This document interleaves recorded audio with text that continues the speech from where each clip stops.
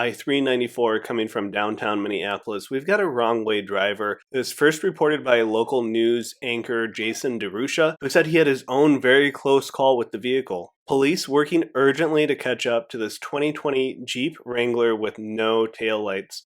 Unfortunately, this did result in a deadly crash.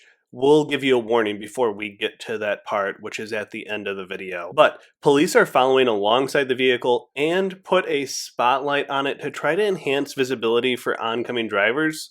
Our policy is to generally not publish fatal crashes unless they involve particularly egregious driver conduct or considerable news. This qualifies in both areas. There was considerable local coverage of this, and of course, driving the wrong way on the freeway, possibly drunk, clearly egregious driver behavior, and seeing real-world videos like this might help us all become more aware and informed drivers ourselves. Again, you can see those tail lights off, traveling at freeway speeds. Thankfully, that car was able to get out of the way there at the last minute, but not a particularly easy to see vehicle, even with the police following along with that spotlight. We've posted several videos of wrong-way drivers on Minnesota highways and have a dedicated playlist at the end of this video, so you can see for yourself what these drivers are really like. And recently we posted video of a state trooper trying to stop a wrong-way driver by bumping them, and some people apparently thought the officer was out of line. So this is a video which shows what happens if you just can't quite stop a wrong-way driver in time. We were going to do analysis of the force and vehicles involved, and indeed, the larger mass of the Jeep played a role against a smaller car.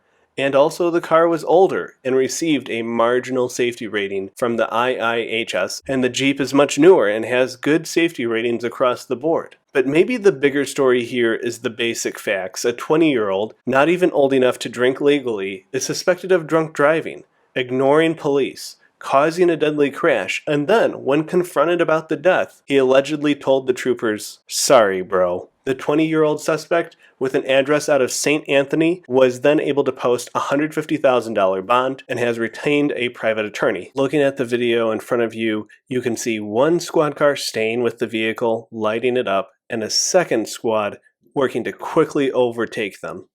Now a warning, the crash video will start shortly.